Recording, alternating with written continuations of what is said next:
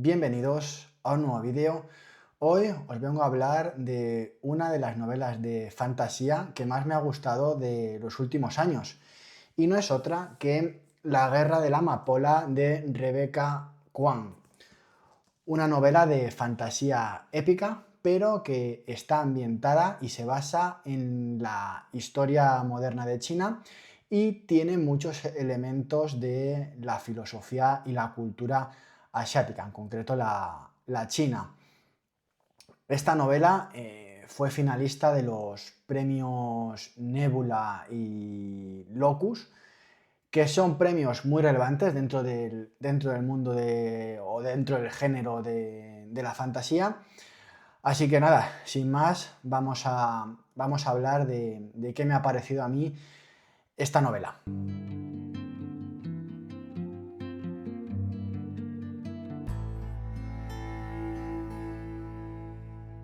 Primero, como siempre, respecto a la edición, esta novela está editada en España por la editorial Hydra y bueno, es una edición muy bonita con los bordes tintados, que ha sido algo muy habitual en las ediciones de fantasía de los últimos años. Creo que es una edición muy cuidada. Además, bueno, pues Hydra incluye pues ciertos detalles y demás para hacer la edición más bonita. Incluso, pues bueno, al separar, por ejemplo, aquí en la primera parte incluye como unos bordados para hacer la edición más llamativa.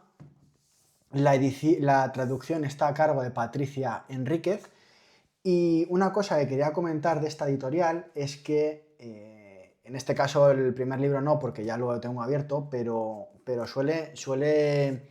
vender sus libros plastificados, ¿vale? No sé si se aprecia en el vídeo. Y bueno, yo creo que le da un cierto aspecto de más calidad o de más cuidado que pone la editorial en los libros que edita, pues bueno, para que se mantengan en el mejor estado posible hasta que no se compre por parte del lector. Luego, respecto a la traductora, Patricia Enríquez, he visto que no solo se dedica a la traducción literaria, sino que también a la traducción audiovisual. Por lo tanto, creo que es una traductora que tiene un gran bagaje, que tiene mucha experiencia. Y en líneas generales yo creo que es una traducción bastante buena. En este caso, como el original es en inglés, sí que he podido hacer una pequeña comparación, una pequeña cata entre el original y la traducción. Eh, He comprobado he hecho una pequeña comprobación de la primera página y lo que he visto es que en líneas generales la traducción es muy fiel al original. Lo único que a veces cambia el orden de las palabras de alguna frase para darle más sentido dentro del estilo del lenguaje español. Y también algo que, bueno, esto a mí personalmente no me gusta, que es que hay veces que tiende a incluir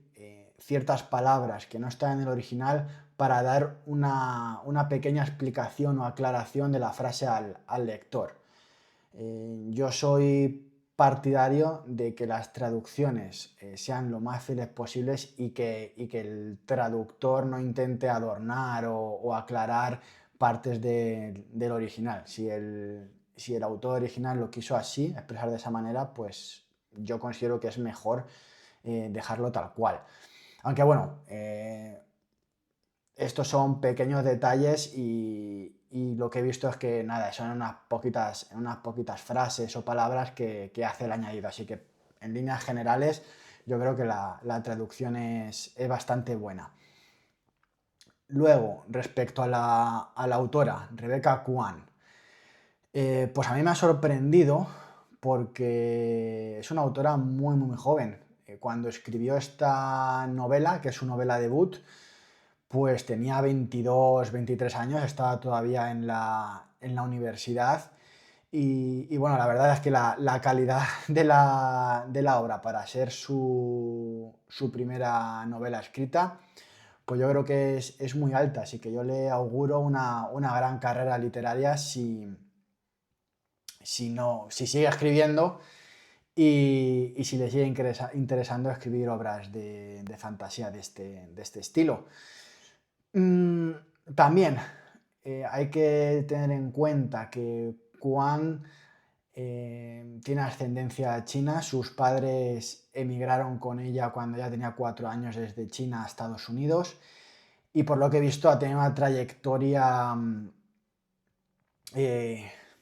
académica pues impecable. Yo creo que ha estudiado en algunas de las mejores universidades del mundo. Creo que ha estudiado en Cambridge, en Yale, en Oxford, creo que ha hecho algún postdoctorado, con lo cual vemos que es una persona muy, muy brillante y que, bueno, para ser tan joven, pues nada, solo queda quitarse el sombrero. Por lo que pude ver en algunas entrevistas, ella ha dicho bueno, que quería romper un poco con los estereotipos de la fantasía que normalmente o históricamente se centran más en el mundo anglosajón o europeo y quería hacer una historia que tuviera una protagonista asiática con la que ella se pudiera pues identificar o que reflejara más otra visión o filosofía del mundo. Y por eso en esta obra eligió que el telón de fondo de la novela fuera la historia moderna asiática y también con ciertos toques y detalles de la filosofía y cultura asiática. Y yo creo que no me dejó nada más respecto a la autora y a la edición, sobre todo por los aspectos más relevantes. Yo de esta autora, la primera novela que leí fue Babel, que la tengo aquí también, y me resultó bastante interesante porque el sistema mágico está basado en el poder de las palabras, en la importancia de la traducción, y es algo que a mí me atrae mucho, todo el tema que tiene que ver con la importancia del uso de una palabra u otra, de las diferencias que existen en los idiomas a la hora de traducir de un idioma a otro. No hay una relación o una asimilación palabra por palabra entre idiomas, sino que siempre tienen ciertos matices. Y bueno, a mí me gustó mucho esta novela de Babel, aunque es verdad que noté que en ciertos momentos la historia hacía lagunas, pero el tema que se trataba era muy, muy interesante, así que yo también la recomiendo. Y eso sí, que se me olvidaba por parte de la autora. Ha estudiado historia china, filología china también, o filosofía china, y también creo que compagina su labor de escritora, estudiante, con la de traductora. Así que nada más, ya adentrándonos en lo que la novela nos muestra, nos va a presentar a Rin, una joven de orígenes humildes, huérfana, que es adoptada por una familia que no la trata del todo bien y se encuadra dentro de una pequeña región del sur del país. Como únicas salidas o como únicas posibilidades para prosperar, sobrevivir, pues Rin tiene la opción de quedarse en el negocio familiar de esta familia de acogida, que como no la trata muy bien, no es una opción muy agradable para ella. Y luego están las otras opciones menos agradables, que es abandonar a esta familia y buscarse la vida por su cuenta, pero en su, en su pueblo quizás las únicas opciones que tendría o las únicas salidas sería pues malvivir con trabajos, vivir en la calle o bien dedicarse a la prostitución, o bien la única salida a lo mejor un poco más apetecible sería algún matrimonio forzado con algún comerciante, aristócrata o burócrata de turno que le permitiera tener una vida algo más acomodada. Como Rin, ninguna de estas opciones le parece muy apetecible, lo que hace es intentar entrar en una de las academias más prestigiosas del país, Sinagar, y para ello contará con la ayuda del único maestro, único profesor que actúa como padre adoptivo para ella y que le va a ayudar en todo ese proceso de estudio para intentar pasar el examen de acceso a esa academia. Esto es el inicio de la historia y luego el libro se va a dividir en una estructura, digamos, de dos partes. La primera de ellas va a ser pues toda la infancia de Rin, cómo llega a la academia y cómo es su etapa allí. Y luego una segunda parte en la que vamos a ver cómo se desata el conflicto entre Nikan, que es el país de Rin, y la Federación Mugen, que es, digamos, el otro país con el que esta nación está en conflicto. Y aquí viene la parte, yo creo, más interesante del libro, que es que Quan consigue entrelazar muchos elementos de la historia de China, o de la historia reciente de China, con filosofía oriental, cultura china y asiática, para desarrollar esta historia de fantasía. Entrelaza muy bien todos los elementos y yo creo que le queda una historia bastante redonda. Yo creo que voy a analizar algunos de los temas que más me han gustado a mí de esta historia, por lo tanto voy a intentar en la medida de lo posible no hacer spoilers, pero algunos seguro que se me va a escapar, así que quedáis prevenidos. Y también, como creo que algún elemento se me va a pasar por alto, si alguno de vosotros ha leído esta novela y me quiere comentar algunos aspectos o elementos que yo no comente en este vídeo y que a vosotros os han parecido interesantes, pues adelante. Sois bienvenidos de hacer cualquier tipo de aclaración o puntualización para enriquecer estos vídeos. Así que sin más, como hemos dicho, esta novela está basada en la historia moderna de China, y ya el propio título de la guerra de la amapola hace referencia a las guerras del opio que tuvieron lugar a finales del siglo XIX, en las que China se vio envuelta en una batalla comercial con Inglaterra y le acarreó bastantes problemas. Aquí en el libro sobre todo se centra en el daño devastador que pueden hacer las drogas en la población, y asimismo, que esto luego lo veremos más adelante, el opio tiene relación con el sistema de magia que se establece en esta historia. Aparte de las guerras del opio, también, por ejemplo, en en este examen de acceso que tiene que pasar Rin para acceder a la Academia de Sinagar, recuerda mucho al sistema imperial chino que se llamaba Keju, o Keju, o creo que es Kegu, no, Keju, que era el sistema de acceso a la función pública durante muchos siglos en el imperio chino. Aquí en el libro también se menciona que era visto como un sistema meritocrático, porque era de libre acceso, cualquier ciudadano podía presentarse a ese examen, pero en realidad tu contexto y tu familia eran muy relevantes para permitirte tener posibilidades a la hora de acceder o tener éxito en este examen. puesto que al final, pues en este caso en la Academia de Sinagar, al final terminan accediendo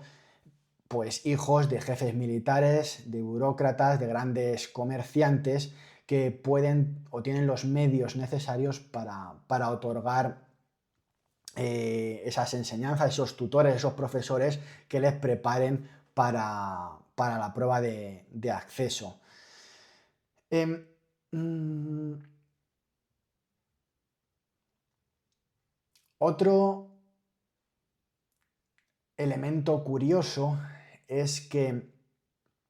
en la propia academia aparece la figura del mentor o profesor un poco loco, poco ortodoxo en sus artes de enseñanza, que será Guián, que será bueno, el mentor de Rin durante buena parte de la novela y que le ayudará pues, bueno, a desarrollarse, a descubrir su identidad, a descubrir o acceder a sus poderes ocultos. Aquí yo creo que vemos la figura del Shifu, ese maestro o sabio que suele aparecer en las historias asiáticas, ¿no? Por ejemplo, recuerdo pues ahora mismo el tema de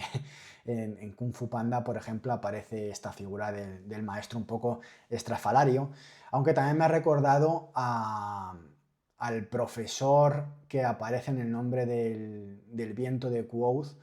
que también pues, tenía ciertos aspectos de locura, un profesor que parecía que había perdido la cabeza, pero que realmente pues, era uno de los que tenía la mente más lúcida y tenía más claro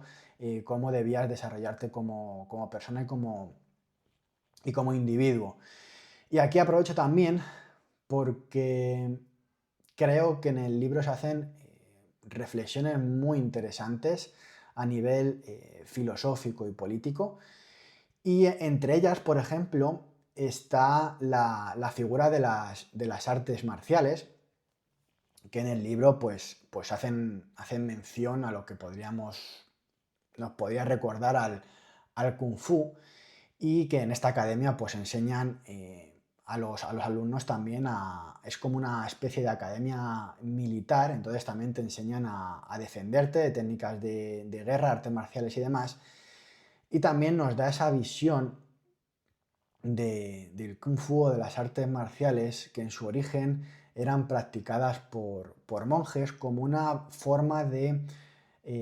alcanzar o elevarte como individuo, pero a nivel tanto mental como físico. Las artes marciales eran una disciplina que servían para mejorarte a ti mismo como individuo, no tenían esa finalidad militar. Y luego, pues posteriormente, con el paso de los años, perdió esa parte espiritual y se volvió algo más utilitarista. Se adaptaron todas las técnicas para ser enseñadas de forma muy rápida y que se pudieran aplicar de la forma más eficaz posible en el campo de batalla. Por tanto, las artes marciales perdieron esa capacidad pues, de elevar al individuo, de mejorarte como persona y se convirtieron en una herramienta más o una enseñanza más con pasos muy, muy estrictos y muy marcados que dejaban poco espacio para la imaginación o para eh, mm, digámoslo así, la reflexión individual de por qué estabas haciendo esos movimientos y cuál era el sentido o el propósito de practicar las artes marciales. Mm, A ver, hay tantas cosas que mencionar en el libro que se me va un pelín el hilo de la conversación. Sé que aquí en YouTube pues es necesario hacer una exposición concisa y concreta para no perder la atención de la audiencia, pero bueno, pequeños lapsus. Sí, a ver, también lo que decía, la novela nos va a presentar un escenario en el que dos pueblos están en conflicto. Por un lado estaría Nikan, que sería la representación de China, y por otro lado la Federación Mugen, que sería Japón. Y la Federación Mugen es vista como un país imperialista, colonizador y que pues tiene pocos escrúpulos. Esto se ve muy bien en todos los escenarios de guerra que se plantean en la novela, que en ese sentido hay que decir que esta novela no pretende, o sea, no pretende edulcorar lo que es la guerra, presenta escenas muy descriptivas y muy crudas de lo que sucede en estas guerras, sobre todo a la población civil. Y hay un caso paradigmático que, que tiene que ver con, a ver, que se me ha ido, disculpad un momento que lo miro en el mapa, hay un episodio con la ciudad de Golin Nis que está basado en un evento real sucedido en China, que fue de masacre de Nankín, en el que, bueno, Japón arrasó la ciudad y cometió actos verdaderamente crueles y despiadados contra la población civil. Aquí en la novela se reflejan algunos de estos episodios y la verdad es que pues hay que tener estómago, hay ciertas situaciones que no son fáciles de leer, aprensivos, pues cuidado de leer esta novela. Y aquí lo interesante es que he visto que algunas personas decían, o algunos críticos decían que esta novela puede considerarse como grim dark por justamente estos elementos más sádicos o más crueles o de violencia extrema. Y aquí Kwan lo que dijo que ella no lo consideraba así porque ella había introducido estos elementos no por morbo o por dar cierto gusto a ese tipo de lectores, sino que su idea era reflejar realmente algunas de las escenas que se habían producido en la historia de China, con el ejemplo este, por ejemplo, de la masacre de Nankín. O sea que por eso también este libro me parece muy interesante por esas escenas de guerra, por esos momentos en los que se reflejan algunas de las consecuencias que tiene para la población civil estas situaciones de guerra. Vamos a ver a población que se niega a abandonar sus casas, a abandonar su comunidad, y o bien son arrasados o se cometen contra ellos actos realmente deleznables. Y aquellos que huyen, pues básicamente son condenados a la miseria, a vagabundear, a la pobreza y a la miseria absoluta. Mm, También se va a reflejar en esta novela un poco la situación política de China, con muchas divisiones internas que le llevaron en muchos momentos de su historia a guerras civiles. Vamos a ver cómo hay muchas poblaciones, o sea, muchos estados pequeños en los que se divide la nación y todos ellos miran por su propio interés. Los jefes militares se niegan a ayudarse unos entre otros, algunos se pisan o digamos que se perjudican unos a otros con sus decisiones, y esto de cara a tener un enemigo externo que te va a intentar conquistar, pues no ayuda, y al final la descoordinación de los ejércitos internos de cada provincia pues crea aún más la sensación de caos y división dentro del país. Luego, respecto a lo que es puramente elementos filosóficos de la novela, En la primera parte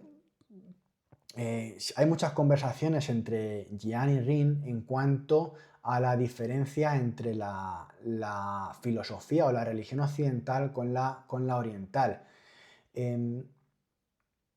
Vamos a ver cómo normalmente la religión occidental tiene una visión de un Dios omnipotente, omnisciente, al que admirar o que te cuida y que te va a enjuiciar. Y luego, por otro lado, está la visión oriental, muy basada en la religión taoísta, en la que ven al universo como un todo, como un conglomerado de fuerzas que se entrelazan entre sí y en las que hay un equilibrio permanente. Por lo tanto, en el sistema mágico que se refleja aquí está muy basado en esa visión del mundo, porque se ve que hay un- muchísimos dioses, muchísimas deidades, y lo que hacen algunas personas que tienen ese don es conectarse, aquí lo llaman chamanes, es ciertas personas con el uso de drogas, con el opio, consiguen acceder o ponerse en un estado de trance o de meditación que les permite conectar o acceder al poder de determinados dioses. Y estos dioses pues están diferenciados por ciertos elementos de la naturaleza. Tenemos al dios del fénix que tiene el poder del fuego. Tenemos otro, el poder del viento, del agua, de las mareas, del hielo, em, mm, de la fiesta, de la locura. Entonces vemos una diferente cosmovisión del mundo, en la que Rin, por ejemplo, va a intentar conectarse con el dios del fuego, acceder a su poder. Y esto pues es una forma muy original de conectar toda la filosofía oriental para crear un sistema de magia bastante curioso. Incluso, por ejemplo, que a mí me hizo mucha gracia, se menciona al I Ching, al libro de los cambios, que es una especie de sistema de adivinación en la que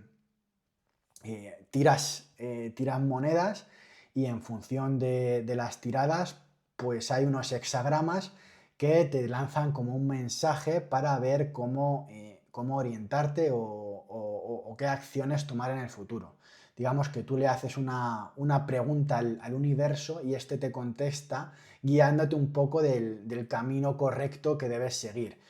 Aquí, pues bueno, también se mezcla un poco esta visión de que todos tenemos un destino marcado, y entonces el I Ching te va más o menos orientando hacia tu camino o destino que tienes marcado. Mm, ¿Qué más puedo comentar? Em, También respecto al ámbito de la guerra, se hace mucho hincapié, porque como también está basado en Japón, a, a cómo es muy importante cuando estás en guerra con otro país, a, a entender o deshumanizar al otro, a considerarlos como infraseres. Porque de esta forma, como no los consideras como iguales, no los consideras como seres humanos, puedes cometer cualquier tipo de atrocidades contra ellos.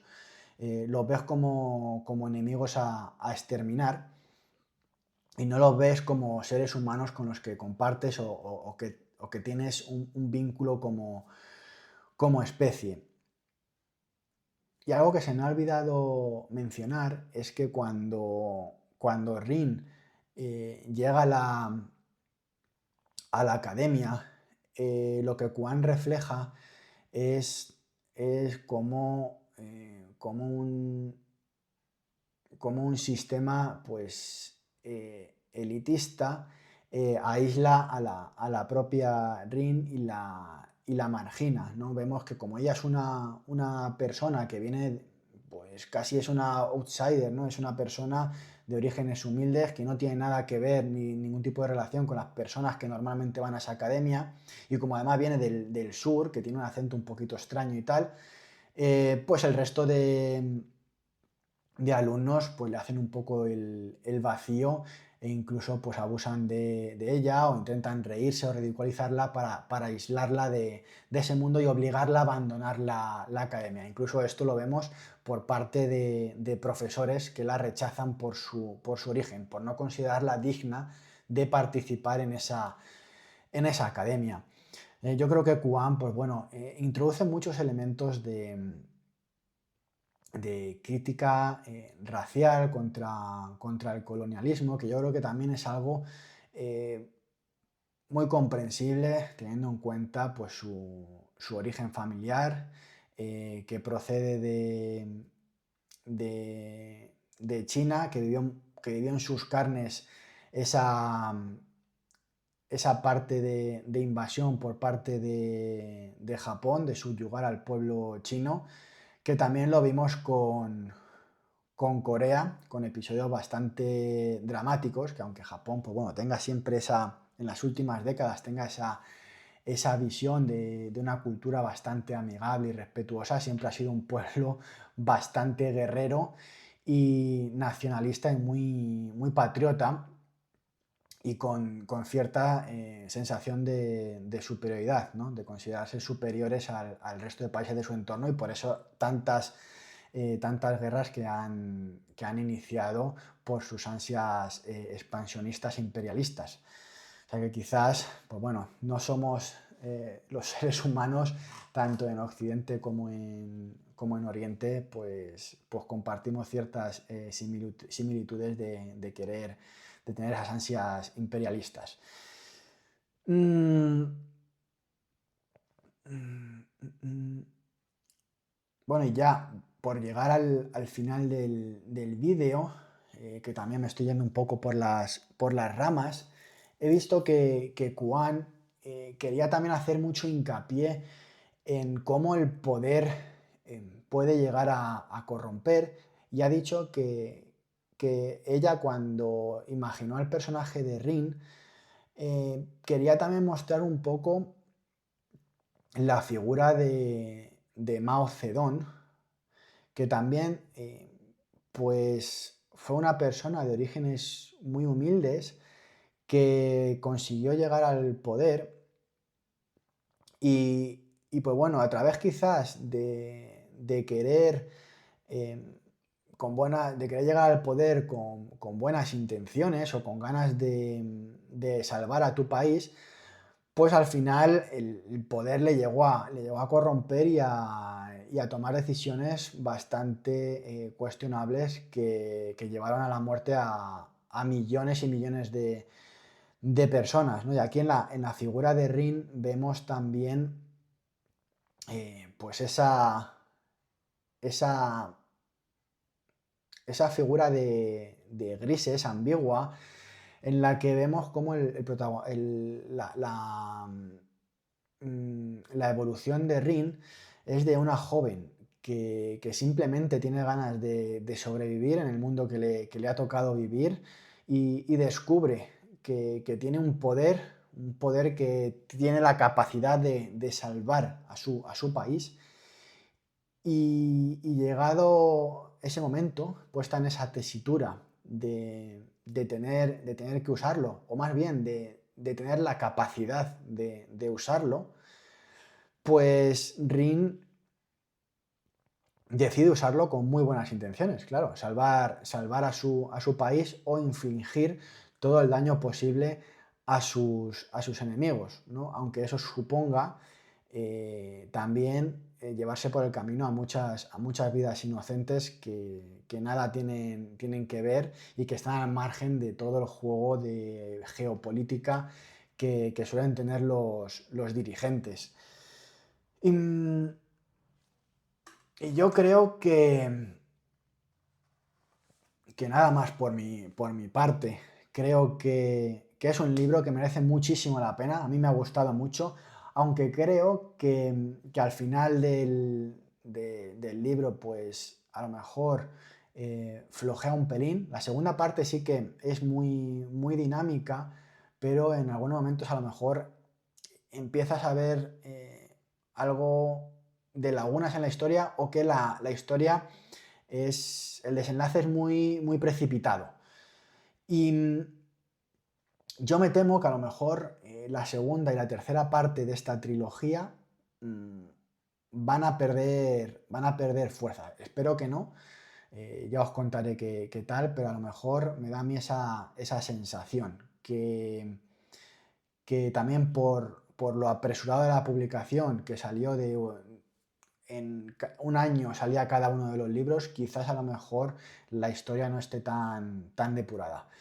Pero bueno, espero que no, y que me entusiasme en el resto de las partes de esta trilogía como la primera. Yo creo que Kuan logra aquí una novela muy interesante, que entrelaza de forma magistral muchos elementos como he dicho, de la cultura y la historia chinas. Y